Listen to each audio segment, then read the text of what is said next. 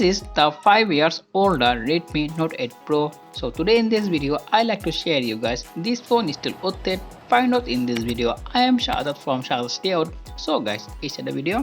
So at first, starting with the phone design and the build quality. When you talk about the design, I really like this phone looks and fit my hand, and the phone built with Gorilla Glass 5 in the front and back with plastic frame. So overall, the smartphone build quality is excellent.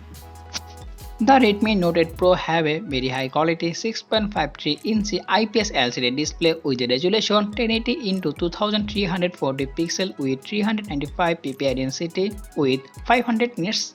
And this is 84.9 skin to body ratio display. So overall the smartphone display quality is average quality. Let's now talk about the processor and the OS. Right now the phone running MIUI 12.5 with Android 11, and the smartphone come with MediaTek Helio G90 with 4, 6 and 8GB of RAM with UFS 2.1. MediaTek Helio G90 is a very powerful processor, and this is a gaming processor, so there is no problem performing everyday tasks such as calling, texting, watching YouTube and things like that. It can handle pretty good, and at the same time you also play any type of game in a very high graphics. So overall the smartphone performance is still pretty good.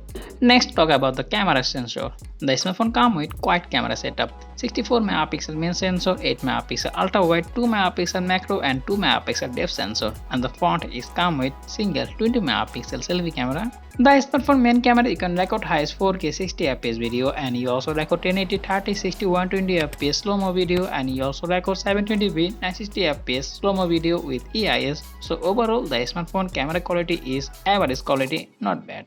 Now let's talk about the picture quality, and as you can see that you can take a pretty much good photo with lot of details in a daylight. All the image color correction, dynamic range and sharpness is pretty good. So overall the smartphone camera quality is not bad, is decent.